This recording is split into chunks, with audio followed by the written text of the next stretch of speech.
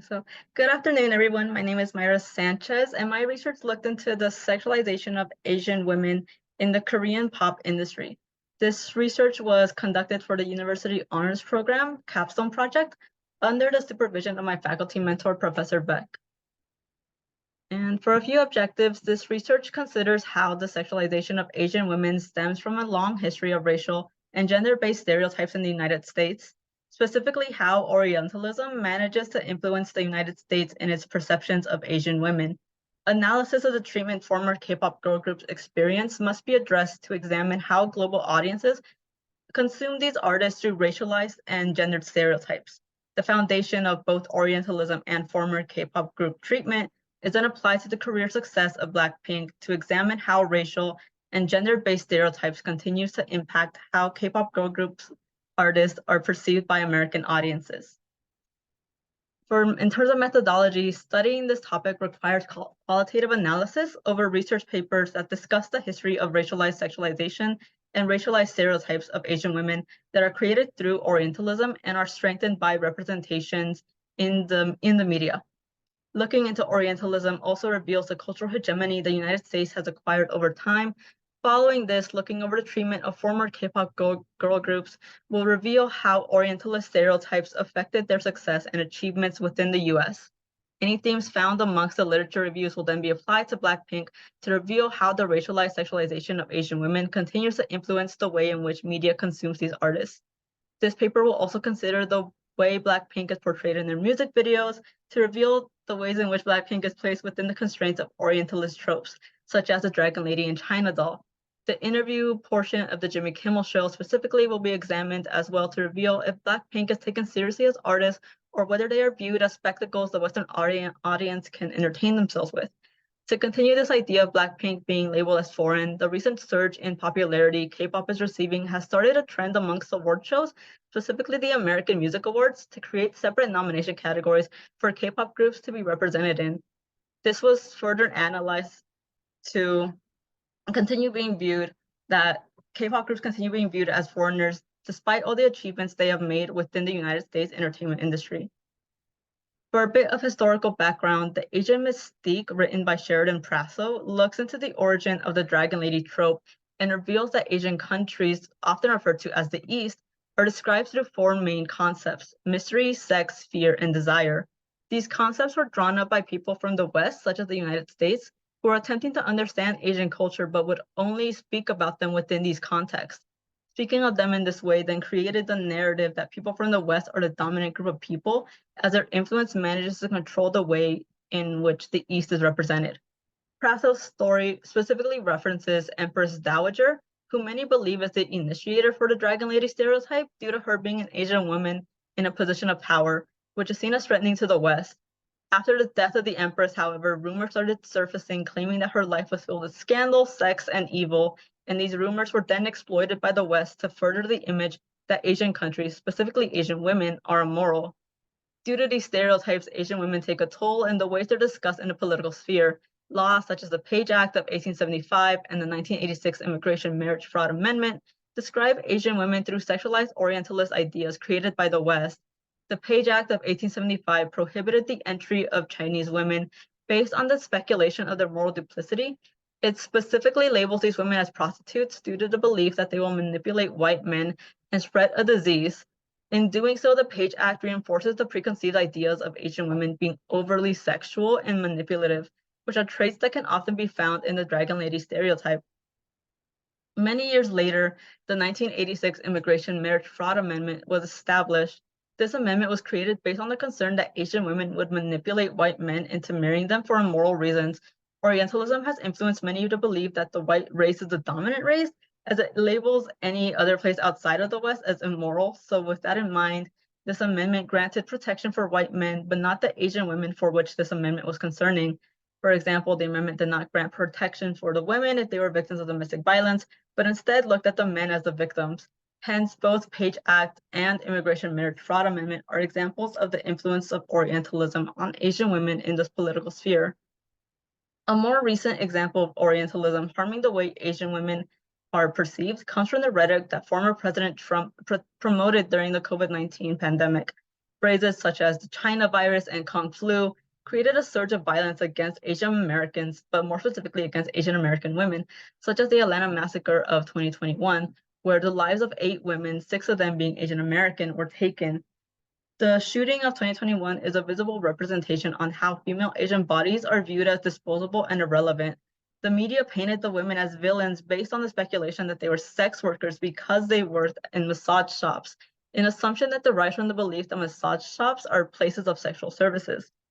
This is a case of gendered racialization, as being both Asian and female made the women vulnerable to many forms of violence due to the existing sexual stereotypes surrounding their race.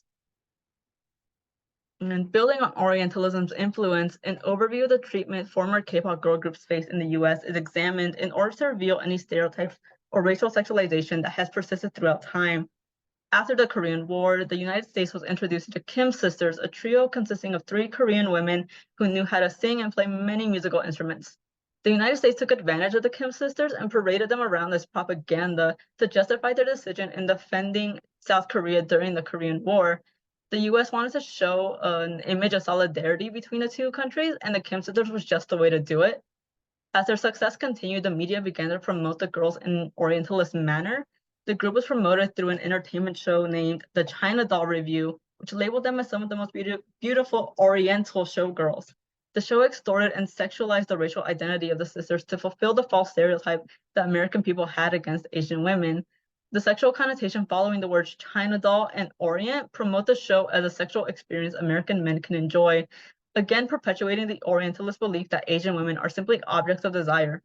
Due to their association to the show, the media coverage surrounding the Kim sisters began to describe them as sexy but dangerous. In this case, the Kim sisters were experiencing racial sexualization since the stereotypes surrounding their race were exploited to create an image of a pleasurable experience for white men. To promote their music, the girls then later on appeared on the Dinah Shore Chevy show, where the idea that the sisters will never belong in the entertainment industry due to their lack of knowledge regarding American culture was introduced.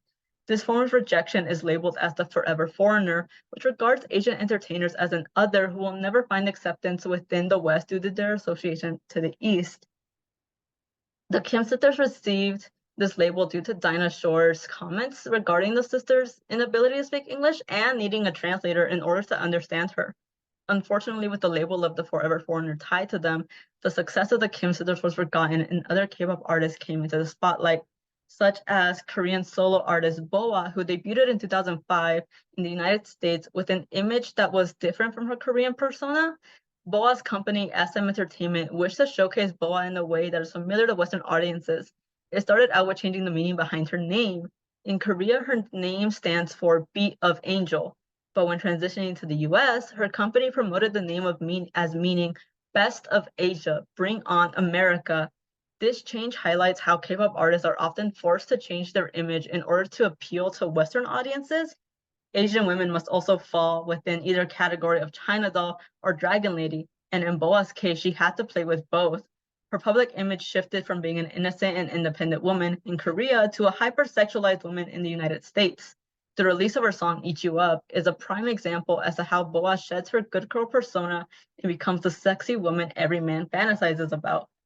Unlike the Korean version of the video, where BoA is primarily singing and dancing on her own, the American version of the song Eat You Up is explicitly about BoA's sexual desire, with lyrics such as My Appetite, Eat You Up Alive, and Demon in the Night. BoA is painted in a way that suggests that she is on a sexual crusade that men must be cautious of. In this case, BoA is placed within the mold of Dragon Lady, which makes it easy for Western audiences to consume her music, since it's a familiar image that they are familiar with. Along with the Dragon Lady trope, BoA also transforms into the innocent China doll as she is seen acting in a very submissive and vulnerable way to the men in the video, where she is oftentimes seen kneeling before them. In this instance, BoA bounces between both China doll and Dragon Lady in order to gain traction in the US entertainment industry. 5 years after BoA's debut, the Wonder Girls and Girls' Generation made their appearance in the United States with songs such as Tell Me and G, catching the Western audience's attention the most due to the fun choreography. In 2010, the Wonder Girls released their first US song, Like Money, which contains suggestive lyrics that imply that the girls would like to be mistreated and objectified. The lyrics "Love Me Like Money" and "Love Me Like Cars" compare the women to material goods, which emphasize the argument that Asian women attract the male gaze by becoming items of desire. The Wonder Girls are also dressed in robotic bodysuits that outline their bodies to show off their curves, a very different look from the clothing they were wearing when their song "Tell Me" gained US attention. Similar to Boa, the Wonder Girls were forced to shed their good girl persona and replace it with an over-sexualized version of themselves. The American-produced music videos Boa and the Wonder Girls released highlight how the United States view Asian women in an exoticized fashion with the help of racial and sexual imagery. Following the Wonder Girls came the 9-member girl group Girl Generation. The group started gaining fame through their appearance on the David Letterman show. During their appearances on the show, the group was dressed in an assortment of fishnet stockings and small shorts, which were meant to reveal the bodies as they danced provocatively. Again, a different look from what originally made them popular. Following their appearance on the show, the group began to receive comments regarding the amount of members in the group. Many commenters stated that all the members looked the same, a sentiment that is often associated with Asian people. For this reason, Girl Generation couldn't establish themselves in the US and had to unfortunately go back to South Korea. And this form of objectification seen with the Wonder Girls and Girl Generation reinstates the idea that Asian women are purely objects of desire that are better looked at than heard from. The objectification then leads to K-pop idols not being taken seriously when discussing their music. Moving on to the results section of the research, in terms of media representation, the meaning behind Blackpink's name was taken out of context and turned into something that sounds eerily familiar to the Dragon Lady and China doll descriptions. The name is separated into two categories of black and pink, black representing the group's fierce side and pink representing the lovable side. What is meant to be a representation of the group as female empowerment figures is molded to fit the view of Americans' perception of Asian women, the fierce dragon lady, but also the lovable China doll. In this case, Blackpink shares a similar experience with Boa, as the group's name was also altered to appeal to Western audiences. Through this example, it's evident how Orientalism continues to influence the way in which Western audiences consume K-pop girl groups by perceiving them through gender-based stereotypes. In terms of music videos, Blackpink releases their song Ice Cream, which is about a woman expressing her worth to a potential partner. The lyrics themselves place the girls within the Dragon Lady stereotype, as the lyrics promote the idea that they have a dangerous sex drive. Similarly, the Boas Eat You Up.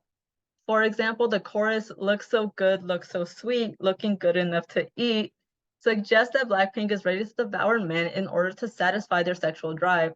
The Dragon Lady stereotype that Blackpink implies through their lyrics is a reminder that Asian women are labeled as a threat to Western civilization due to their sexual prowess. The lyrics, "You could take a look, but it's too cold to bite me," and "Baby, you deserve a treat," create an image that Blackpink are also pieces of food that men can consume to satisfy their impulse, a similar experience to the Wonder Girls who were objectified into material items. The male gaze has often been used as a way to dehumanize Asian women in order to establish male dominance. In this instance, Blackpink is being objectified by men to serve as a reminder that Asian women are inferior to white men. Blackpink's lyrics may characterize them as dragon ladies, but the music video portrays them as China dolls.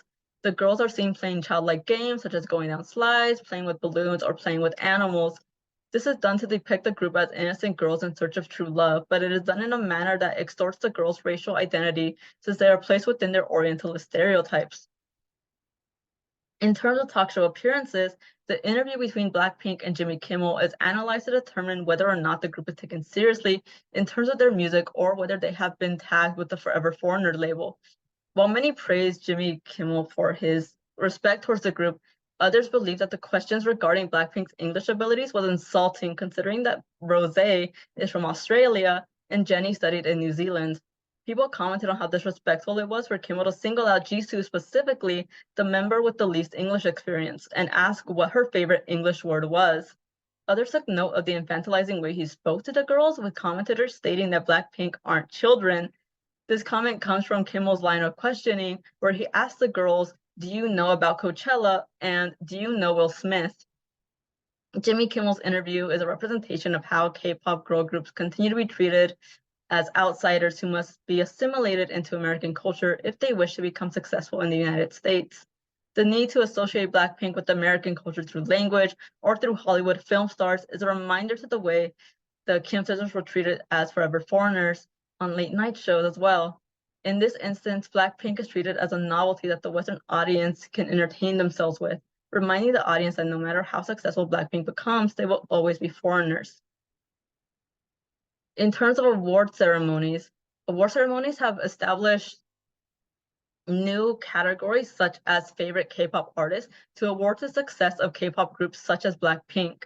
The problem with this, however, is that in creating a separate category for K-pop artists, the Western audience will continue to view them as different from Western artists. This new nomination excludes K-pop groups from participating in current categories that are primarily reserved for Western artists, such as Best Artist or Artist of the Year. The exclusion creates an effect that the AMAs are separate but equal. In other words, K-pop artists will still be recognized, just not in the way Western artists are. In the final analysis, Orientalism influences the way in which Asian women are perceived in the media, and Blackpink is an example of how these perceptions can come to affect a K-pop group's career. Blackpink's time has been nothing short of successful. However, it doesn't excuse the fact that they are still molded within the constraints of Orientalism. Thank you so much for listening, and please let me know if you have any questions. Thank you, Mayra. I love how you contrasted both their success with what they've had to do to achieve their success in